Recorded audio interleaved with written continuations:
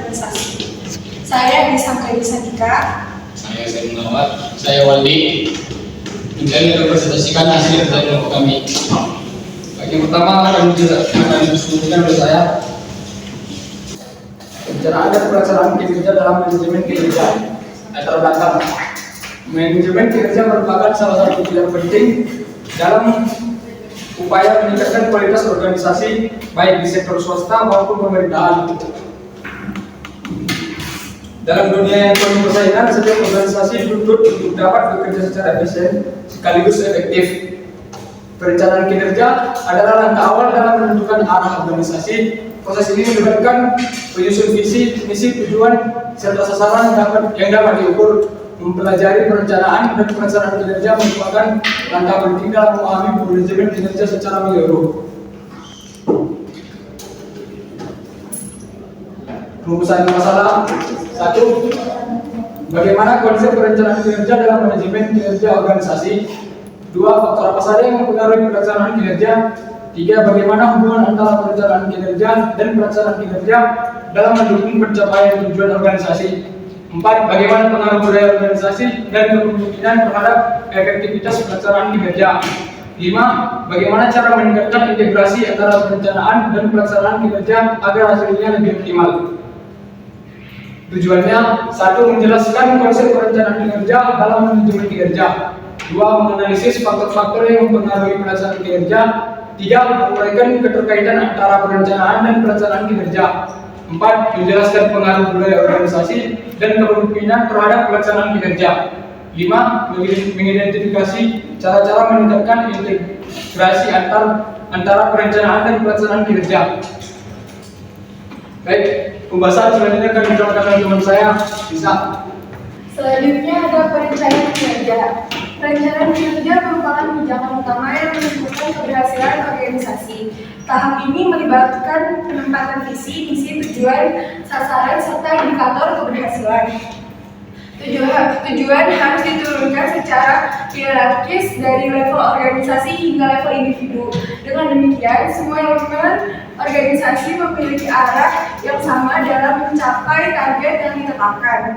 Selain itu, perencanaan kinerja juga mencakup kesepakatan kinerja antara atas dan bawahan. Hal ini penting agar setiap anggota organisasi memiliki komitmen yang sama terhadap pencapaian tujuan. Kesepakatan kinerja bukan hanya formalitas administratif, melainkan kontrak moral yang menegaskan tanggung jawab dan peran setiap individu. Selanjutnya ada mengapa perencanaan kinerja diperlukan.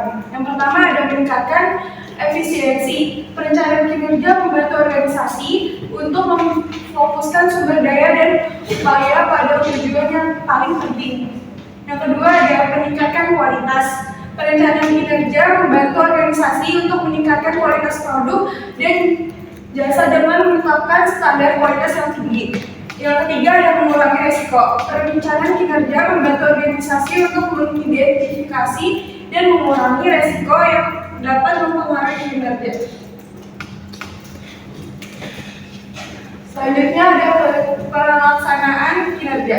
Tahapan pelaksanaan kinerja adalah bagaimana rencana dijalankan.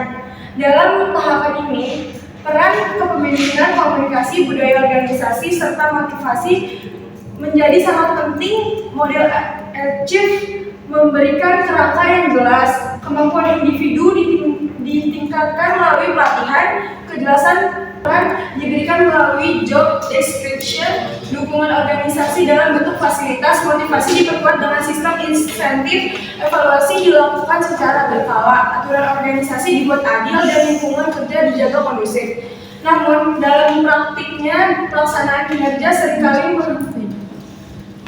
menemui hambatan. Sebagai contoh, transformasi digital di banyak organisasi menghadapi resensi dari karyawan senior yang sudah terbiasa dengan sistem manual. Hal ini disesuaikan dengan konsep performance blocking behavior yang dikemukakan SWOT dan SWOT 1996.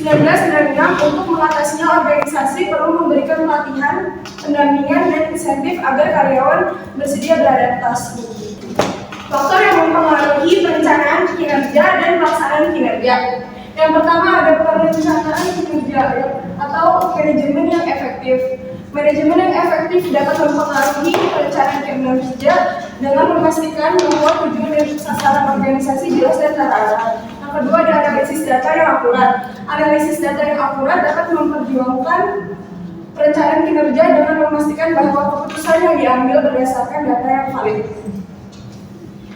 Selanjutnya ada pelaksanaan kinerja. Yang pertama ada komitmen dan motivasi. Komitmen dan motivasi dari seluruh anggota organisasi dapat memperjuangkan pelaksanaan kinerja yang memastikan bahwa semua orang bekerja sama untuk mencapai tujuan. Yang kedua ada pengawasan dan pengendalian. Pengawasan dan pengendalian yang efektif dapat memperjuangkan pelaksanaan kinerja dengan memastikan bahwa kinerja organisasi sesuai dengan rencana. Yang ketiga ada pengembangan kemampuan dan kompetisi. Pengembangan kemampuan dan kompetensi sumber daya manusia dapat memperjuangkan pelaksanaan kinerja dengan memastikan bahwa organisasi memiliki kemampuan yang diperlukan untuk mencapai tujuan. Selanjutnya akan dijelaskan oleh Saimon Nawar.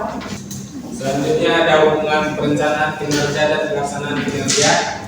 Perencanaan dan pelaksanaan kinerja adalah dua hal yang tidak dapat dipisahkan. Perencanaan memberi arah, sedangkan pelaksanaan mewujudkannya. Jika organisasi hanya merencanakan tanpa melaksanakan, maka kinerja hanyalah wacana. Sebaliknya, jika organisasi hanya melaksanakan tanpa perencanaan, maka kegiatan yang dilakukan tidak akan terarah dan sulit diukur keberhasilannya. Terkaitan antara perencanaan dan pelaksanaan dapat dilihat dalam berbagai studi kasus.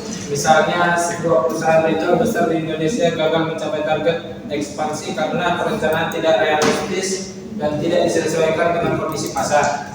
Kegagalan tersebut menunjukkan bahwa perencanaan yang tidak matang akan sulit dilaksanakan, meskipun pelaksanaan dilakukan dengan sungguh-sungguh. Selanjutnya, kesimpulan, perencanaan kinerja merupakan langkah awal yang menentukan keberhasilan organisasi. Tujuan yang jelas dan terukur menjadi dasar bagi pencapaian kinerja. Pelaksanaan kinerja di sisi lain merupakan tahapan nyata yang dipengaruhi oleh kemampuan individu, dukungan organisasi, motivasi, serta lingkungan kerja. Hubungan antara perencanaan dan pelaksanaan bersifat saling melengkapi. Perencanaan dan pelaksanaan hanya akan menjadi dokumen, sedangkan pelaksanaan tanpa perencanaan tidak memiliki arah yang jelas.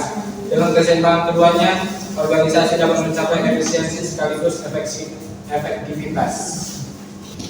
Sekian dari kami. Jika teman-teman ada pertanyaan,